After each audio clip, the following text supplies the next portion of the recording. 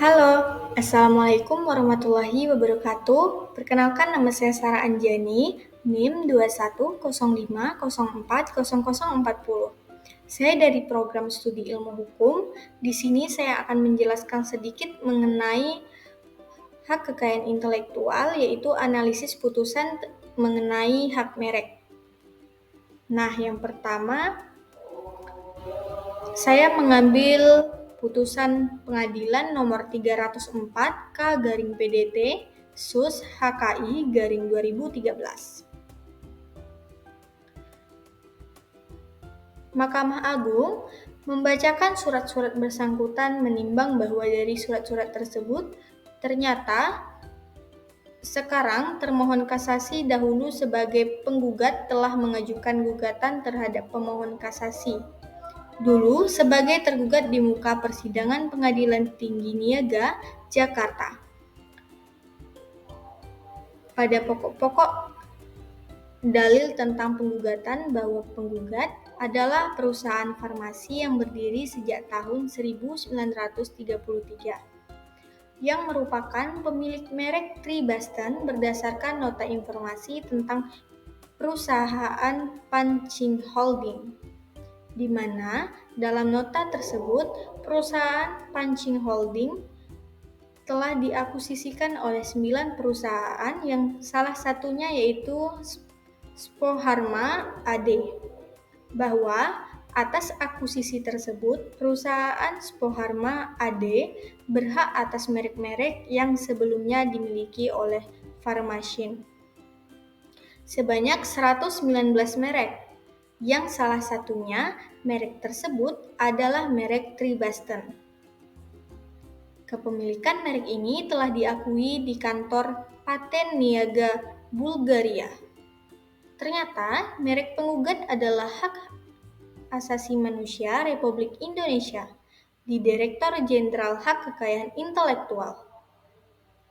Pada tanggal 15 Desember 2010 untuk melindungi barang yang termasuk dalam kelas 5, yaitu sediaan farmasi, hasil-hasil pantangan untuk keperluan medis, makanan tambahan suplemen untuk keperluan medis, bahwa penggugat juga telah memiliki pendaftaran merek Tribastan yang telah terdaftar dalam Daftar Umum Merek pada Kementerian Hukum dan Hak Asasi Republik Indonesia.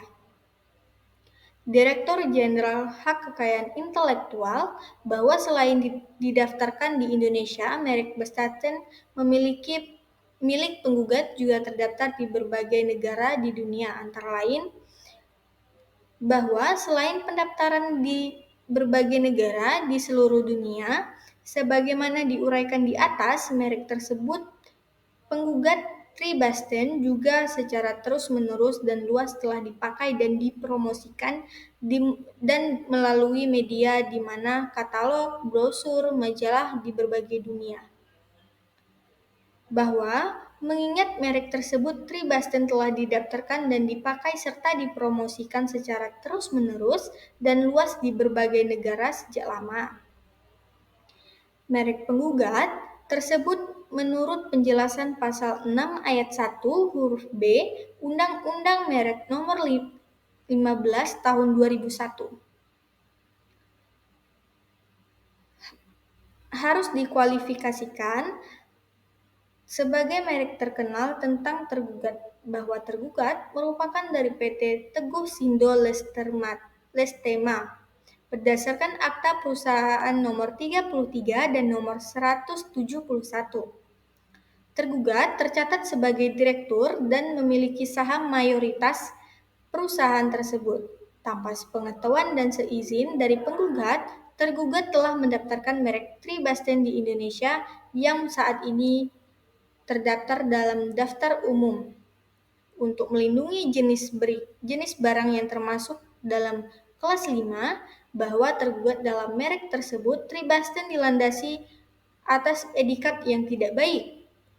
Mengingat tergugat sebelumnya pernah menjalani kerjasama dengan Farmashine, dibuktikan dengan adanya surat kuasa pada tanggal 10 Januari 1992.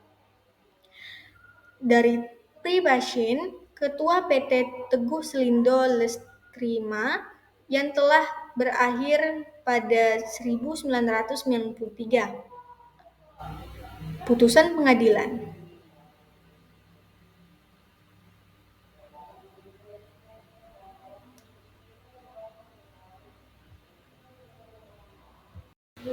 Nah, yang selanjutnya yaitu pertimbangan hakim. Hakim menimbang bahwa terhadap keberatan-keberatan terhadap Mahkamah Agung berpendapat mengenai keberatan-keberatan kasasi bahwa keberatan tersebut tidak dapat dibenarkan. Oleh karena itu, selain memiliki kerjasama memori kasasi tanggal 26 Desember 2012 dengan kontra memori kasasi tanggal 15 Januari 2013, dihubungkan dengan pertimbangan judek facti.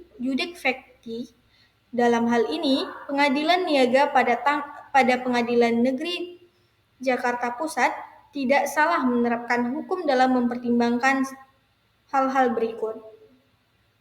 Bahwa tergugat dahulunya adalah penyalur Tribasten pemilik penggugat. Setelah belakangan tergugat mendaftarkan sendiri dengan etika seolah-olah lisan dari pemilik. Padahal lisan itu tidak ada sama sekali. Sehingga telah terbukti etikat tersebut bahwa tergugat memiliki etikat yang tidak baik, sehingga keduanya terdapat persamaan dalam keseluruhan dalam kelas barang yang sama. Bahwa dalam demikian tidak ditemukan adanya kekeliruan dalam penerapan hukum judek facti atau pengadilan tinggi niaga. Dasar hukum memperhatikan Undang-Undang Nomor 15 Tahun 2001 tentang merek, Undang-Undang Nomor 48 Tahun 2009 tentang kekuasaan kehakiman, Undang-Undang Nomor 14 Tahun 1985 tentang Mahkamah Agung sebagaimana yang telah diubah dalam Undang-Undang Nomor 5 Tahun 2004 dan perubahan keduanya Undang-Undang Nomor 3 Tahun 2009 serta peraturan perundang-undangan lainnya yang bersangkutan. Pasal-pasal yang digugat. Pasal 69 ayat 1 Undang-Undang Nomor 15 Tahun 2001, Pasal 4 Undang-Undang Merek, Pasal 37 ayat 2 Undang-Undang Merek. Nah, putusan kedua yaitu putusan peradilan nomor 36/Sus/Merek/2019/PN Niaga Jakarta Pusat. Kronologi perkara. Menimbang bahwa penggugat dengan surat gugatannya pada tanggal 17 Juni 2019 yang telah didaftarkan di Kemitraan Pengadilan Tinggi Niaga Jakarta Pusat tanggal 18 Juni 2019 yang telah diregister perkara nomor 36/PDT-Sus-Merek-2019. Penggugat telah mengajukan gugatan pembatalan merek Eiger pada tanggal 1 September 2015 dan tanggal 15 Oktober 2018. Masing-masing dari kelas 25 dengan dasar dan alasan yaitu bahwa penggugat selaku pemilik asli merek diesel atau variasinya telah diakui oleh Mahkamah Agung Republik Indonesia sebagai merek terkenal. Antara lain, perkara putusan Mahkamah Agung pada tanggal 13 Februari 2002 Diesel S.P.A. melawan Jemi Watono. Dahulu, tempat tinggal di Sulawesi nomor 2B, Ujung Padang, Sulawesi Selatan dengan pertimbangan hak hukum antara lain menimbang bahwa atas keberatan kasasi tersebut, Mahkamah Agung berpendapat bahwa keberatan tersebut dapat dibenarkan. Telah salah menerapkan hukum tanpa penafsiran perlindungan hukum bagi pemilik merek terkenal seolah-olah hukum lebih diarahkan melindungi pendaftar pertama. Sejak tahun 1992, hal ini didasarkan oleh fakta hukum bahwa tergugat satu mendaftarkan merek diesel itu dalam bentuk tulisan berdiri seperti dimiliki penggugat asal dengan logo bundar tanpa tulisan tetapi diisi gambar pria berambut jambul yang tidak ada perbedaan dengan merek dagang yang dimiliki penggugat. Penggugat telah memakai merek diesel itu setidaknya pada tahun 1959 dengan bentuk tulisan sendiri, dengan logo bundar tanpa pria berambut jambul ditulis dengan bahasa pemilik asli.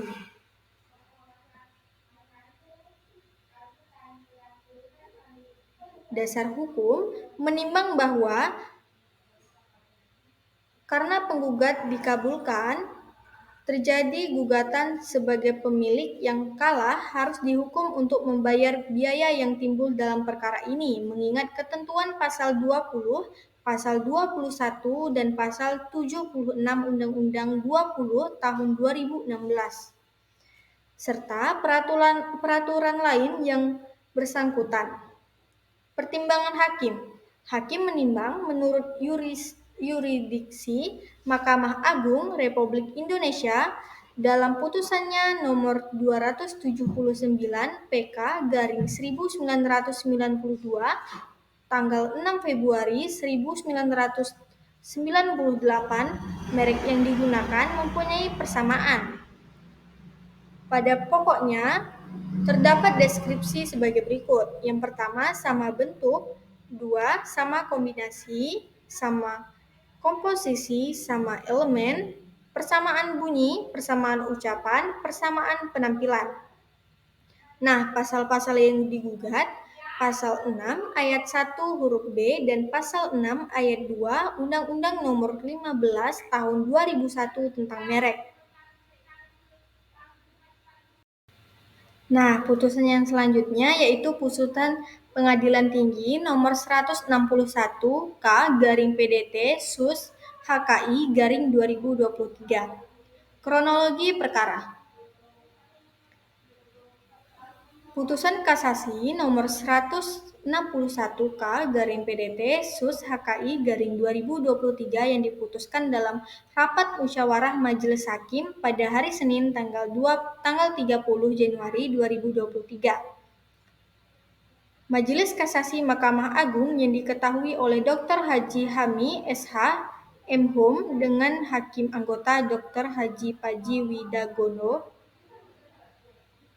SH.MH dan Dr. Rahmi Mulyati SH.MH sehubungan dengan putusan Peradilan Niaga pada Pengadilan Negeri Surabaya kelas A kasus nomor 2/PDT Sus HKI/Merek/2022/PN Niaga. Dan dalam putusan tersebut tanggal 12 Juli 2022 yang mana perkara tersebut antara PT Kosmetik Global Indonesia, PT Kosmetik Kecantikan Indonesia Gilang Wardana Pranama, Sandi Purnamasari, Titis Indah Wahyu Agustina, Aslin Martela, yaitu pemohon kasasi 1, juga para termohon kasasi 2. Tergugat melawan PT PS Glow Bersinar Indonesia, termasuk kasasi 1. Juga pemohon kasasi 2, penggugatan menimbang Hakim menimbang bahwa penggugatan tidak jelas dan kabur. Oleh karena penggugat dalam gugatannya mengadili sebagai pemilik merek MS Glow dan mengajukan gugatan pelanggaran terhadap para tergugat dan tetapi penggugat tidak menguraikan alasan hak tergugat sebagai pemilik merek. Seperti tidak dicantumkan kapan diajukan pendaftaran merek tersebut, tanggal penerima, dan beberapa nomor pendaftaran pemungutan. Sehingga illegal standing penggugat dapat digugat ini tidak jelas. Dasar hukum mempertimbangkan Undang-Undang nomor 20 tahun 2016 tentang merek dan indeks grafis Undang-Undang Nomor 48 Tahun 2009 tentang Kekuasaan Kehakiman, Undang-Undang Nomor 14 Tahun 1985 tentang Mahkamah Agung, sebagaimana yang telah diubah dengan Undang-Undang Nomor 5 Tahun 2004 dan perubahan keduanya dengan Undang-Undang Nomor 3 Tahun 2009, serta peraturan perundang-undangan yang bersangkutan, dan pasal-pasal yang digugat, pasal 83 ayat 1 Undang-Undang 2002 Undang-Undang Nomor 20 Tahun 2016 tentang merek dan indeks geografis. Nah, di sini kita bisa mempertimbangkan antara tiga keputusan tersebut. Nah, dari tiga keputusan tersebut, kasus pertama, hakim mengatakan bahwa terbukti tergugat dahulunya adalah penyalur Tribaston milik penggugat, dan setelah belakangan tergugat mendaftarkan diri sebagai atas namanya sendiri, dengan etikat seolah-olah ada lisensi dari pemilik. Padahal lisensi itu tidak ada, sama sekali tidak ada, sehingga telah terbukti etikat tidak baik dari tergugat. Sehingga keduanya terdapat persamaan semacam keseluruhan dalam kelas barang yang sama. Bahkan dengan demikian tidak ditemukan adanya kekeliruan dalam penerapan hukum de jure facti. Sedangkan putusan kedua menimbang bahwa oleh karena gugatan penggugat dikabulkan, maka tergugat sebagai pemilik yang kalah harus dihukum dengan membayar biaya yang setimpal dengan perkara yang mengingat ketentuan pada pasal 20, 21, dan pasal 76 Undang-Undang Nomor 20 Tahun 2016, serta peraturan lainnya yang disangkutkan. Sedangkan putusan ketiga bahwa penggugat tidak jelas dengan kabur atas gugatannya sendiri. Oleh karena tergugat dalam gugatannya mengadili serta pemilik merek MS Glow dengan mengajukan gugatan pelanggaran terhadap tergugat. Akan tetapi, penggugat tidak menguraikan alasan hak penggugatan sebagai pemilik merek, seperti tidak mencantumkan kapan diajukan merek tersebut, pada tanggal berapa penerimaan, dan beberapa nomor merek penggugat, serta legal standing penggugat dalam gugatan ini tidak jelas. Nah, itulah tadi penjelasan singkat saya mengenai analisis putusan hak merek. Sekian dari saya, terima kasih.